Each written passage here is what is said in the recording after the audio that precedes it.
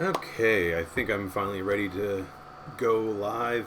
Unfortunately, I've been having a bit of some technical difficulties. I'm wondering if it's because around here it's the first day of school and all of our local school systems are going virtual. So I'm sure the local internet providers have had sort of an onslaught of issues today. So hopefully the connection will stay strong and I'll be able to live stream this. So welcome to day 8. Wow, I can't believe I've been doing this for 8 straight days. It's been really good for me. I mean, just having that obligation, like, okay, I'm going to do this every single day and I'm going to keep going. And like even today, I'm just really worn out. If you tuned in yesterday, you may have heard me kind of talk about how I was having some water heater issues, and unfortunately, after I got done with yesterday's live stream, the issue became extremely bad, and I tried to fix it and ended up needing to replace my water heater. Luckily, it was still under warranty, so they replaced it for free, but that meant running to Home Depot at 8 o'clock last night and installing it and getting done around 10 o'clock. So that way we had hot water for today. However, so now I won't have any issues, hopefully, over the rest of the month to complain about my water heater issue. But it just kind of shows you how like life just throws stuff at you. And if you really set aside a time, if you get in that routine, get in that habit, it's a lot easier to kind of maintain that habit, to maintain that kind of work. So anyway, so I'm tired, but as always, I've got my cup of tea here, and I'm ready to dive in.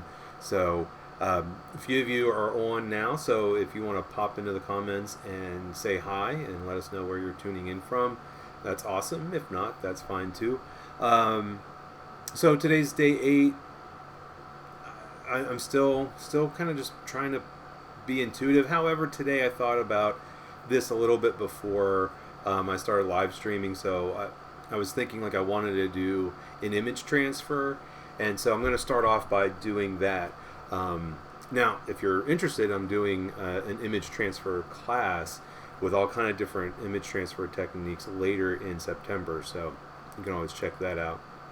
But yeah, so I wanted to do an image transfer, but I wanted to check, make sure that it was going to work, and and then I was like kind of digging through my fodder, and so this has a little bit more pre-planning. Like I was saying, I sat down for the first, about 5-10 minutes before I went live to start figuring some things out and trying to not really plan out like, oh, this is going to be this thing, but just to sort of like think about like, okay, this is what I think I'm going to like at least get started on. So anyway, I'm going to go ahead and switch it over, and we'll go ahead and dive in. And as always, if you got questions, comments, pop them into the comments. So let me go ahead and switch this over. Okay, so got my 4-inch piece of 4x4 inch piece of paper, and I wanted to do an image transfer, and I'm going to use this image. So this image, if you tuned in the first night, will look familiar. So it's a selfie that I took, and I want to transfer it. And so I'm not going to use it as collage like I did the first day. I'm going to transfer it from this paper onto this paper, and this is a laser printed image. It'd work really well with a photocopy. So if you go and make a photocopy, this technique will not work with an inkjet printer. Some people are like, oh, well, I've got that photocopier on my printer. And typically those are inkjet prints, so they're not, it's water-based. This is a toner-based image, and water doesn't affect it. However, there's a solvent that does. Now this is going to be a reverse, so I actually am going to flip it over. So I do want to kind of think about that. So when I flip it over, I'm going to put it over off to this side, so there's more space kind of in the direction that I'm looking. I'm going to use some markers for this, and it's I get these at Blick. They're Chart Pack blender markers. Now, not every name brand blender marker like Prismacolor doesn't work, but the Chart Pack, and it's their ad markers, works. It has a chemical in it that's very stinky. So if you're sensitive to chemicals, I wouldn't do this, and I'd use it in a well-ventilated area. So luckily my studio's has nice airflow, but it'll get kind of stinky. And I've got a couple of them because they tend to dry up pretty quickly. So I take it, I flip it over, and again, it's a toner-based image, and that toner is basically like a plastic. And so if I take this solvent, melts plastic. So it's a clear marker. So it doesn't have any pigment in it, and so it's meant to blend colors together. But again, this stuff is really stinky.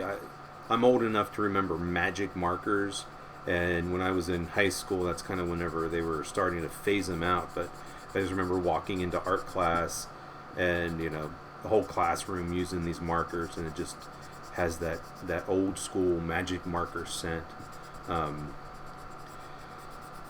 So unfortunately, these don't last very long, and they're about $4 a piece. So what I do is I try to refill them actually with a different chemical called Goof Off. So that one's kind of dried out, so that's why I have 2 of them here. Hopefully I can get enough out of this second one. And so there's a solvent in this that helps to blend the different colors of the marker, and what it does, it kind of melts the toner. I really want to make sure that I get it around the face especially so it shows up. And I'm using a very high contrast image. One of the biggest mistakes people do is their image is kind of gray, and it's like, then you try to transfer it and it doesn't show up. It has to be a really high contrast image. And so you can see how that solvent just soaks right in the paper. So that's how I know that it's like saturated. And then as it dries, as the solvent evaporates, it will start to darken back up. And then I'm going to keep holding it down because I want to check it. And so when I pick it up, it's actually pretty good. So it's a lot more faded. There's some texture to it, especially because the paper has some texture. And it's not super crystal clear, and that's what I like about it. Some people are like, oh, but I want it to be perfectly, I want people to be able to see it perfectly. And that's when I say, well, just use the collage then. Okay. The nice thing about this solvent is that it evaporates completely, and so I'll be able to work on top of it. Some image transfers are better for later stages. So this works really well as the beginning layer, but then I could also do it on top if I don't have too much like color and stuff. So I'm going to go ahead and hit that with the hairdryer just to make sure that all that solvent is dry and evaporated.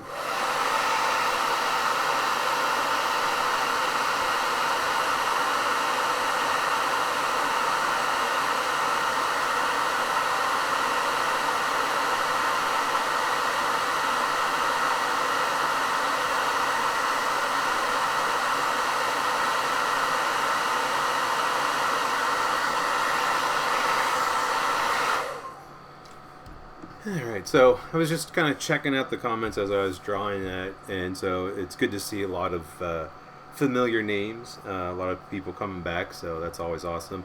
But I did have a question about the image transfer. So this is a solvent-based transfer. There are lots of other image transfers out there, and you can either research them, or if you missed it earlier, I announced that I'm doing a image transfer workshop later in the month. And we go over all kind of different image transfers, and there's some that you could do with magazines. There's some that work with inkjet printers. There's some that work with laser prints and photocopies. There's some that even work with iron-on paper. So anyway, so I'm using my handy dandy, my trusty favorite Inktense pencils, and yesterday I was using a series of colors, like kind of in the earth color family, using some ochres and reddish browns and such, and dark browns. And so today I really just decided, like, hey, I'm going to use just one. I'm going to use this violet, and I'm just lightly shading it down, and then take my paintbrush. And so just like a regular pencil, if I press hard, it gets dark because I'm putting down more pigment. And so it looks like we're having some technical issues. So I apologize for that. Like I said, I think the local systems are just overwhelmed with, today was the first day of school, so a lot of virtual learning going on, so I think it's just having some issues. So if I'm all jumpy or whatever, hopefully that's not gonna, you're not gonna miss much. Anyway, so like I was saying, that the pencil is just like a regular pencil, so if I press harder, it gets darker. If I have lighter pressure, it's a lighter value. Now, because of the toner is kind of a plastic, the paint doesn't really stick to the toner, but wherever it's white, the paint kind of goes into those little cracks and crevices. So, but I'm trying not to like completely cover up my face, but I do want to have a little bit of color in there. So I'm going to use the violet. I'm going to build up layers using just violet, no other. I'll probably use like pens and other things, but I think that's the only Inktense I'll use. Maybe I'll change my mind.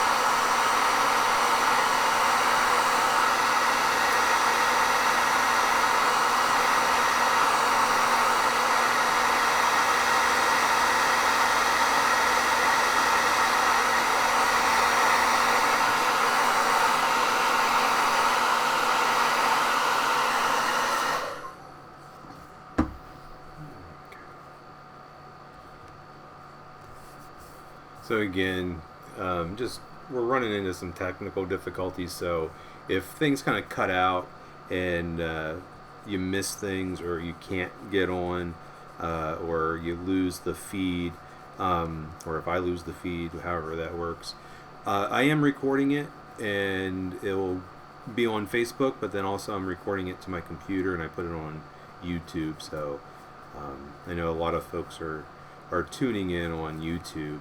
But gotta love technology.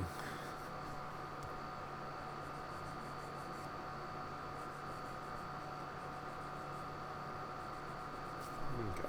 So I just went a little bit darker with the violet, kind of doing some of those stripes. I did something similar yesterday.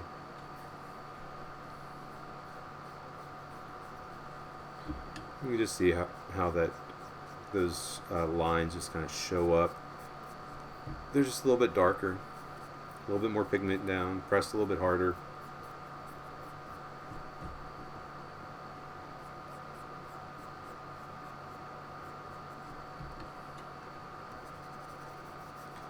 So I kind of spread it out first just to kind of activate it. Now I'm just going back trying to blend it out a little bit.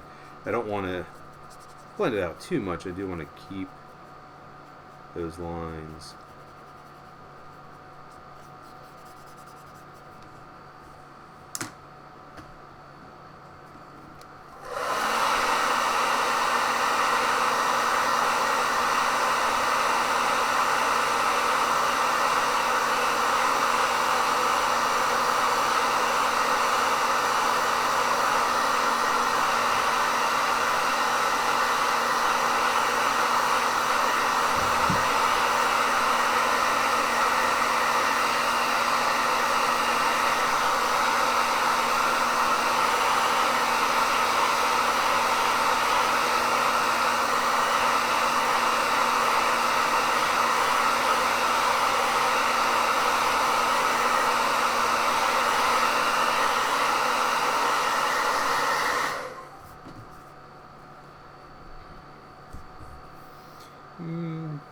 Might as well add some ink to it.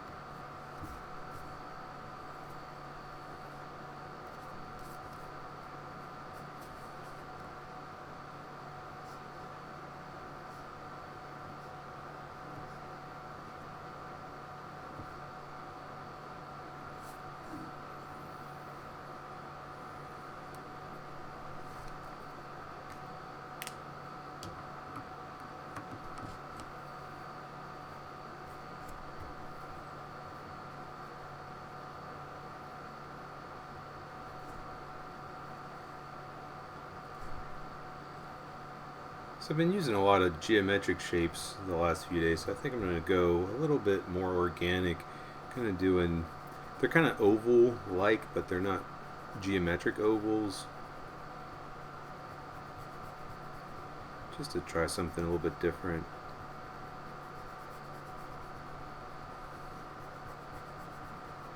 Yeah, I use a lot of geometric shapes, a lot of circles, a lot of squares, and I'm not necessarily a big fan of them. It's not like, oh, Eric must really like his circles and squares because he uses them all the time.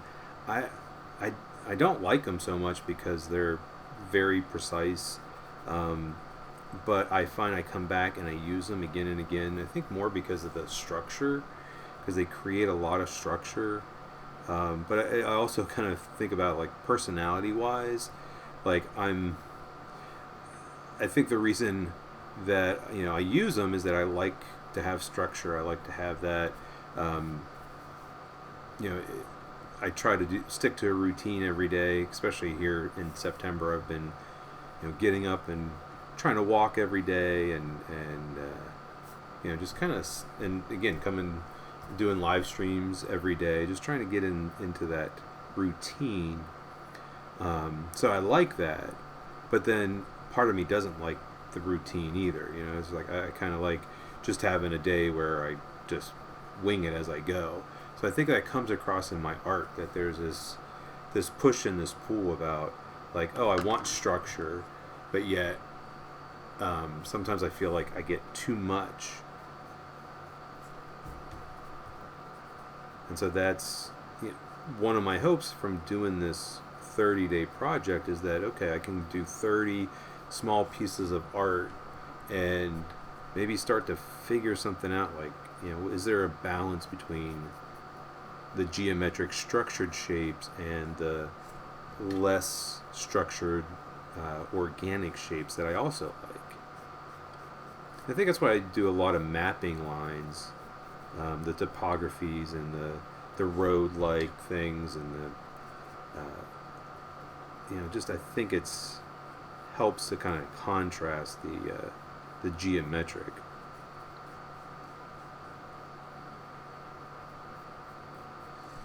I don't know if anybody else has anything like that they struggle with in their art, or you keep doing stuff and you're like, oh, I just don't know why I do all that. I don't really like it, but so if you do something like that, that'd be awesome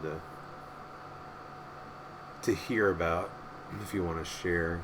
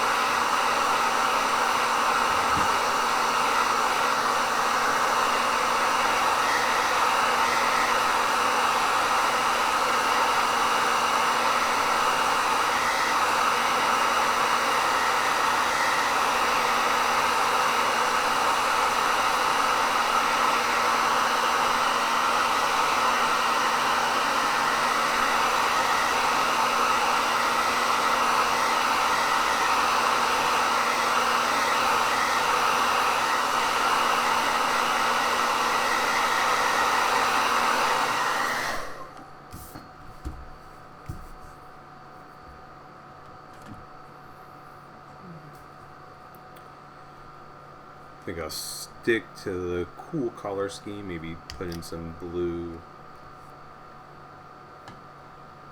Again, I just kind of feel like I'm drawn to these more organic lines.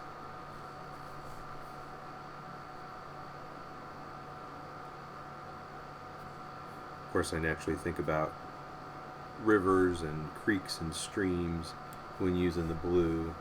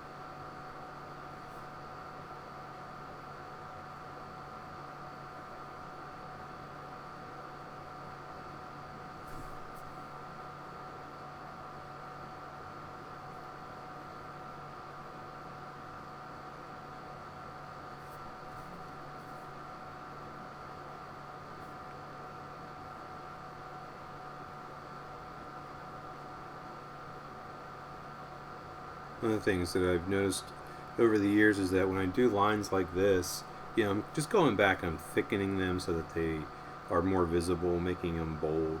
But what I find is I just really kind of get lost in it. It's I always refer to it as like a mindful mark making. So just kind of just find a little bit of quiet as I'm working, and a lot of times it just helps me calm down and focus.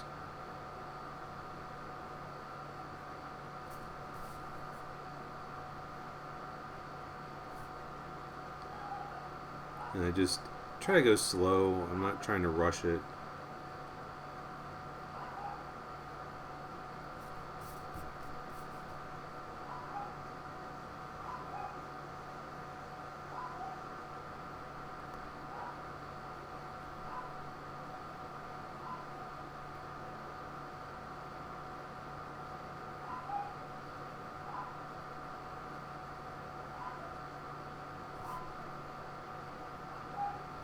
Sometimes in my journal, I'll sit down and I call it like mindful minutes.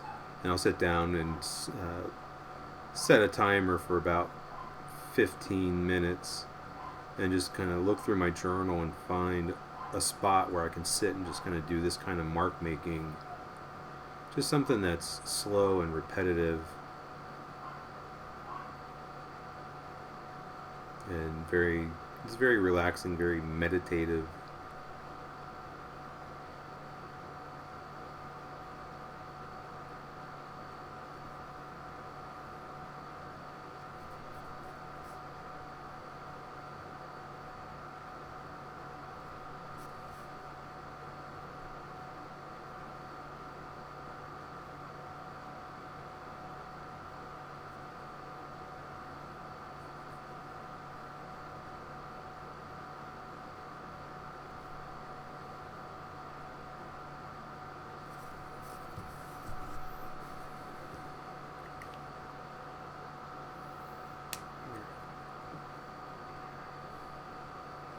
I feel like I want something else on this side. In a piece that I did over the weekend, it's not something I live streamed.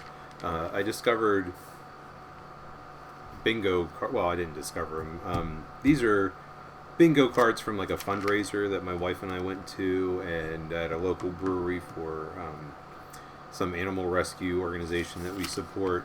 But what I found was like I cut out some of the numbers individually. So I've used these before, like in my journal, where I'll just cut out an entire, just use the entire card, or use just one small square of it. But in a piece that I did over the weekend, I cut out the individual numbers, and I just really liked these kind of random numbers in the piece. So part of the meaning for me personally is that, like, oh, okay, it reminds me of this, this fundraiser that we went to. But then with the art, it just sort of like, there's something, if a viewer's looking at it and they're like thinking like, what do these numbers mean? And so that idea of ambiguity, sometimes I feel like I try to spell things out, and sometimes I do that literally with words. So that's one of the reasons why I'm not using words with the art, but just trying to, like, if it's kind of ambiguous, and then what happens is I think if you spell it out, then people just stop. They'll read it, or they'll look at it and go, oh, okay, that's a face, or oh, that's about this thing, and then they stop looking. Whereas if it's kind of ambiguous, then it becomes a puzzle, it becomes a problem to try to solve, and people will sit there and try to figure it out. Now, some people do. Some people just kind of go, you're not going to give it to me? All right, I'm going to stop looking.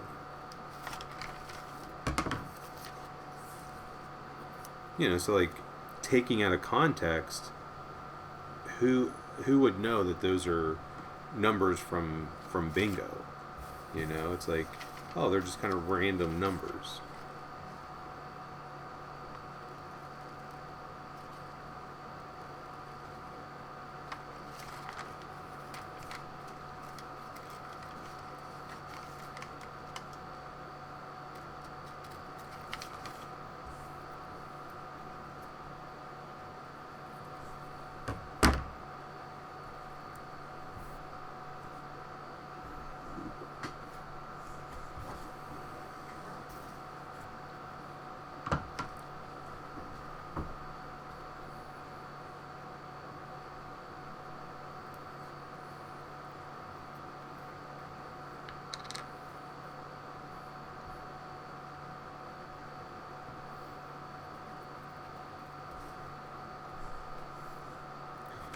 Now, one issue with these bingo numbers is that this paper is not archival.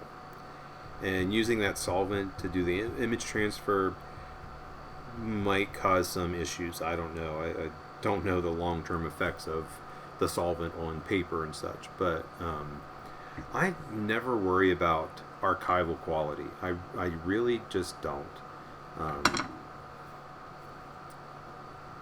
And I don't worry about, sometimes I'll seal the artwork, especially if it's on a panel or if it's on a canvas.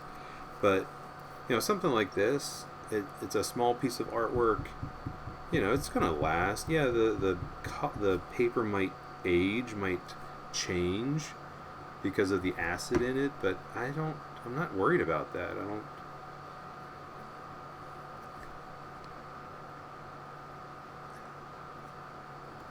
I guess maybe I'd worry about it if I knew, like, oh yeah, these pieces are going to be around for hundreds of years. But chances are I die, the artwork goes with me, and it's like, and I think back to some of the artists like Picasso. Picasso did a lot of sculptures out of cardboard. He wasn't worried about, like, oh, is this going to survive the next 500 years? He's just like, hey, I got this idea. Let me see if I can make it out of cardboard.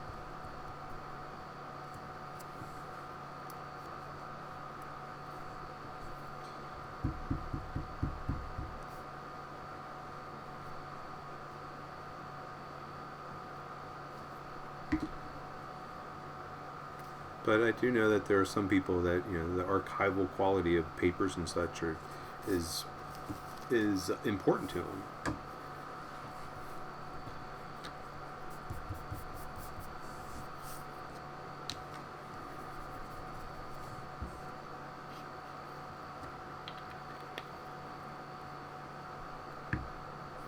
I think maybe another reason I like the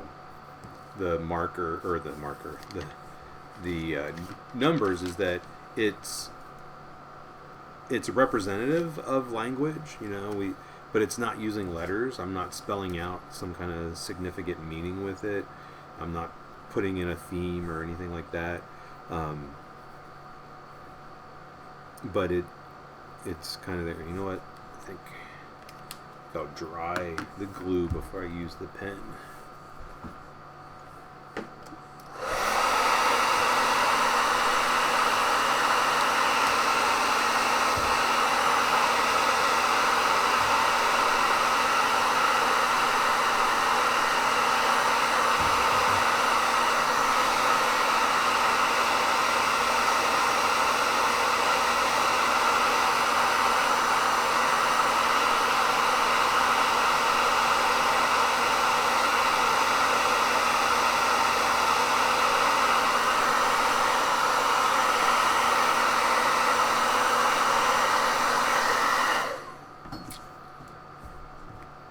So the reason I use the hairdryer, even though I'm not going to paint over it right now, is that I was just afraid that some of the glue may have oozed out along the edge, and if it was still kind of wet and gummy, it would get on the tip of the pen. I think somebody yesterday on a comment to the yesterday's live stream asked about pens. And it's something you have to be careful. I mean, I use these Faber-Castell Pitt Artist pens, and this is a real small, I guess the S stands for superfine, but it's a real thin superfine, and they even have a XS, I guess extra superfine. And so it's easy to kind of gum it up if I go over top of wet glue or wet paint.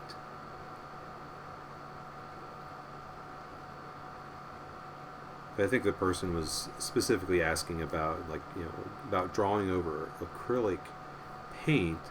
And if the acrylic is dry, you should be able to draw over top with lots, like even this pen. This is India ink. And so the India ink will go on top of acrylic paint pretty well. Because acrylic is it's plastic when it dries, things do have a tendency to wipe off or to rub off. So if I was going to draw over top of acrylic, I would use acrylic paint markers. I know a lot of people are big fans of the Posca markers. I've used them, and yeah, I like them, but there are certain things about them that I'm not completely thrilled with. But I think I just need to get more of them and get different tips.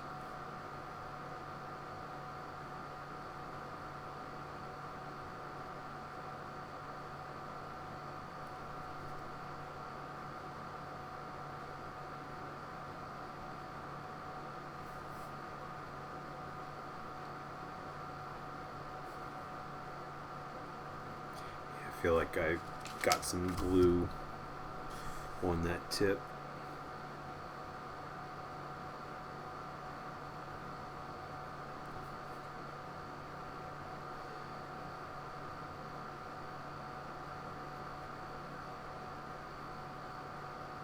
I think that's probably one of the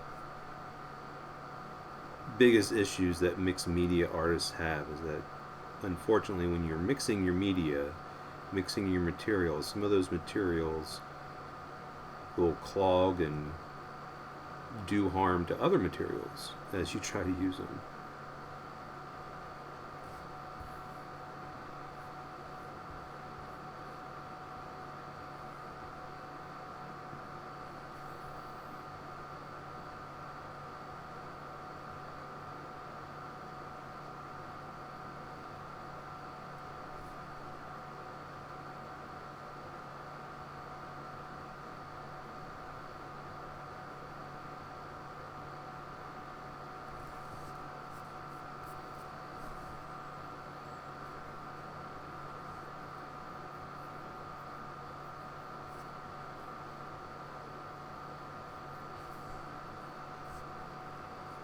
Just kind of feel like I've got these squares here, and I just feel like I need to have something else over here, but I don't know if I want to outline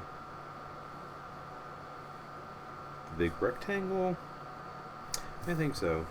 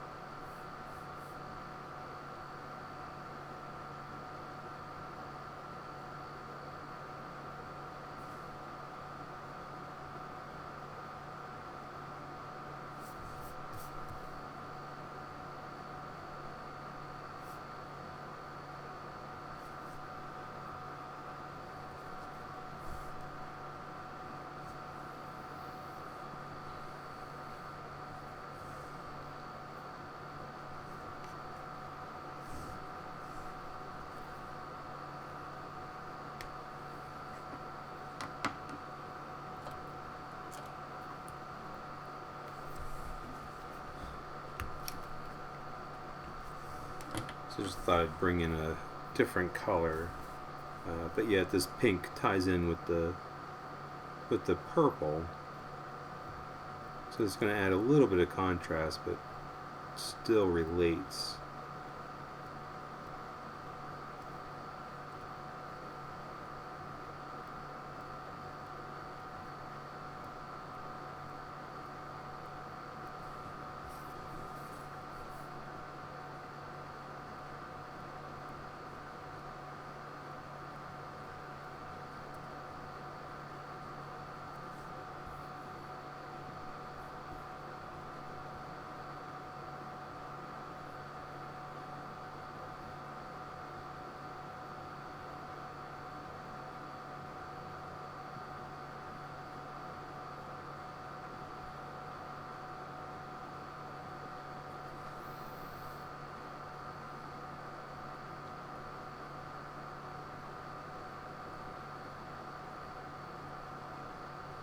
So I was just kind of looking over the comments, and Kathy had asked if I was doing the journaling page tonight, but I'm not quite sure what you mean by that.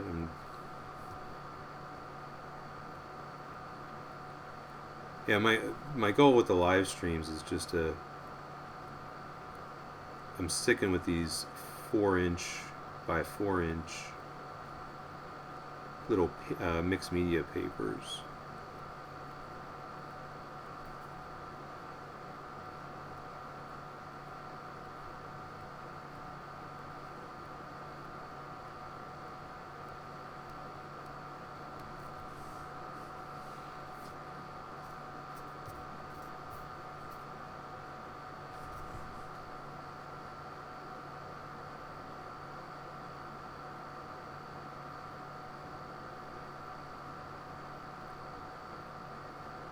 One of the things I like about these pens is that because it's India ink, it's transparent to a certain degree, especially the lighter colors.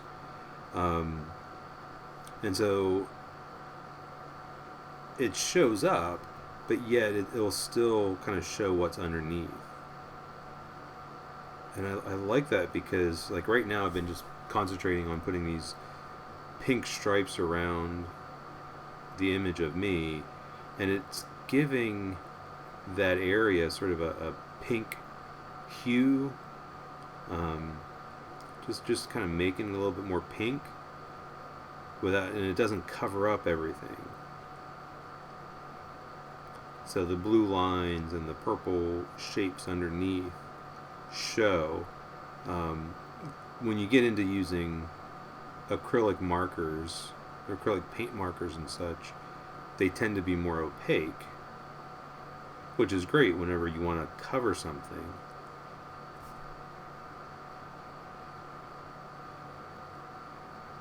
But I'm really I'm just really digging. I don't know if it really shows up, if you can really see it in the video, but it just gives this pink cast around it.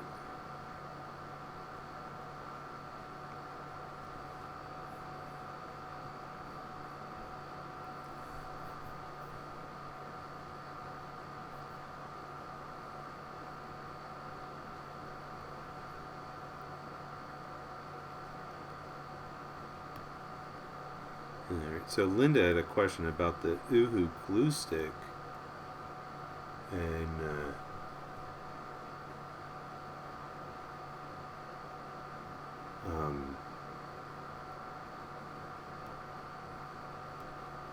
and she said that she ordered the blue one, but they sent the yellow one. So, by yellow, is the glue part itself yellow, or is it white? Is it? Let me. So, kind of thinking about, like, you know, is the cap, this part white and this is yellow, or are you talking about like this is actually yellow inside? Because I have never seen the yellow inside before. I've only seen either white or blue. And if it's white, then it works just the same. I like the blue just because it's easier to see how much glue you have on it. But I've used the white ones a lot, and they work just the same.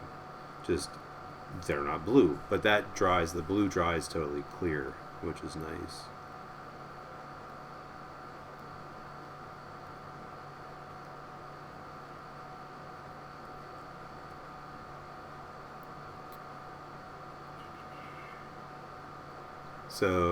So Kathy, you're talking about the live stream journaling that I have. I've left that up on my website because back in March and April, I was doing live stream journaling, and I was doing that Monday, the weekdays, and that was back when the pandemic started, and I put that up there in case anybody wanted to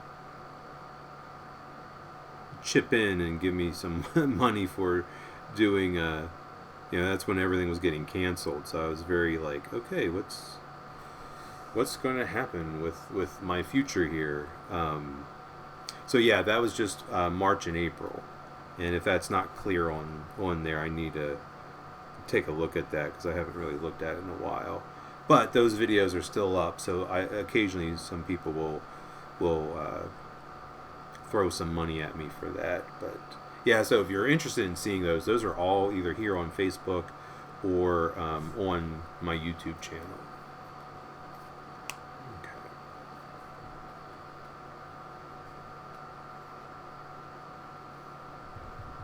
So I'm looking at it, and I just kind of I feel like it's like I don't want to do too much. That's the thing. It's like one of the reasons I'm giving myself an hour is that I have a tendency to overdo things and keep working on stuff. So I just kind of, I really like the way it is. There's a simplicity to it. And I think that's kind of what I'm really digging about these little pieces, are the ones that feel complex but yet kind of simple in a way. Just trying to think if I want to put any more blue. Kind of maybe do a few more branches of this.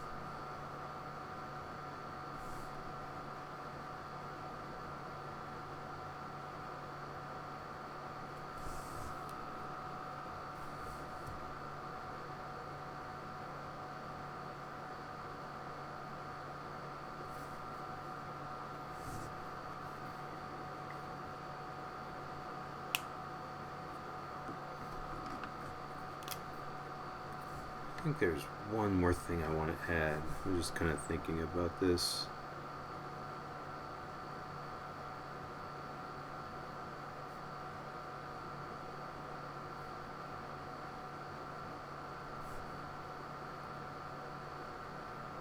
Just use a little bit of this red just to add a little bit more contrast.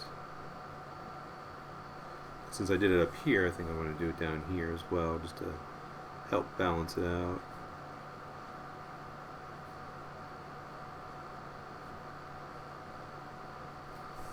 But I don't want it just to be plain red dots. I think I'll use my black pen.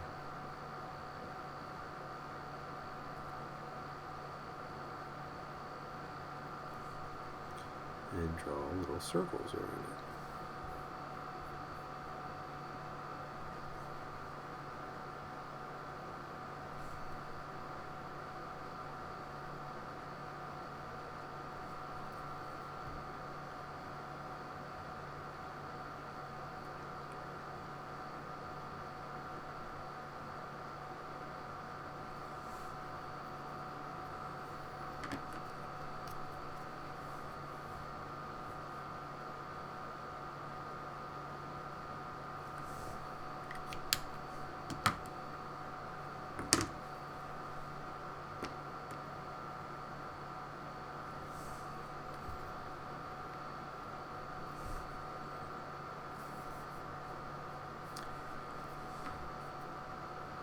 Yeah, I'm just kind of feeling like this is done.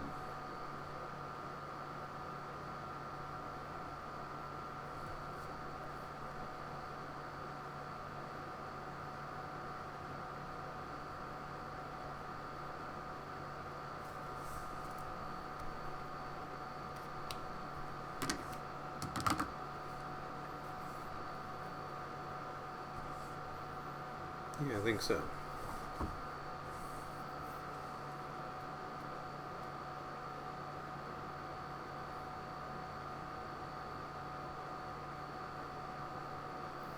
Alright, so that kind of brings day 8. So it's like I'm dedicating at least an hour, or, at the most an hour, and then I find that, like, oh yeah, it doesn't quite take an hour, which is fine. If it takes more than an hour, that's fine too, but that time limit for me is really good, like I was mentioning, so that I don't overdo it, so I don't overwork it, so I don't kind of work it to death, because I think that's what happens is, like, sometimes we just feel like, okay, there's something that's not quite right there, or it just doesn't feel finished, and we just keep adding and adding and adding, and before too long, it's like we've been working on it for hours and hours, and we just keep adding stuff to it, and just kind of overdo it. So I think there's sort of maybe a bit of a sweet spot where, like, we can work on something, but then feel like, okay, it's working. There's something about this that really works. So. Yeah, so day number 8, I part of it is like, I'm hoping, one of my hopes is that, it's like I'll get onto something, I'll figure something out. Maybe it's still too early in the process. Maybe what I need to do is, like, after I get further into the month, is to kind of, like, look back at what I've been doing, and sort of take some time to reflect upon it. And I think that's part of the artistic process, is that there's a time to make, and then there's a time to reflect. Unfortunately, sometimes we get those mixed up, and then we in the middle of making, we stop and go, okay, is this working? Is this what I'm doing? Is this what I want? Is this how it's, I want it to turn out? And we get kind of real reflective about it. And I think sometimes that can hinder us. So if we can just sort of, like, be in that present moment of, let me just make, and be okay if it doesn't turn out to be a masterpiece, that's okay. And then afterwards, if I can look back and reflect after I'm done, after I've stopped working on it, and then kind of think about, like, okay, what's been working, what hasn't been working. And so what I'm finding is that there are certain things that I'm liking that I'm like, oh, I really want to use those things again. So those bingo card numbers, that I really like those. I just, there's something about these random numbers, and it's obvious that I didn't draw them or write them. They came off of something else, and it sort of implies something meaningful, something beyond just that work of art. And trying to find that balance between sort of that the highly structured geometric shapes and the more organic. That's something that I'm still struggling with and playing with, but yeah, it's just kind of fun to sit down and show up every single day. Let me just kind of take a look and see if anybody else had any comments or questions.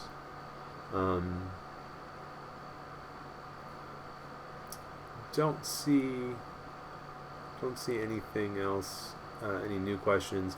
But like I said, like I've said before, I try to sit down and respond to your comments and questions in the comments as well. So that way, yes, I've answered them on the video, but then I kind of, when I have more time to kind of sit down and be more thoughtful, I'll type up something. So anyway, well, I hope that you have been able to make some art and have been enjoying coming here. And if you ever miss a day, don't worry about it. It's not like, oh, you have to join in every single day. But if you do want to go back, they are here on Facebook. Also, I've been uploading them to YouTube as well. So feel free to go back if you've missed a day, or you want to go back and see things. They're there. So, and then if you're making stuff, I'd love to see it. So put it in the comments or tag me on social media, or whatever. I just really love seeing what people are doing, and yeah. So I appreciate you tuning in with me for day 8. Can't believe it's already 8 days in.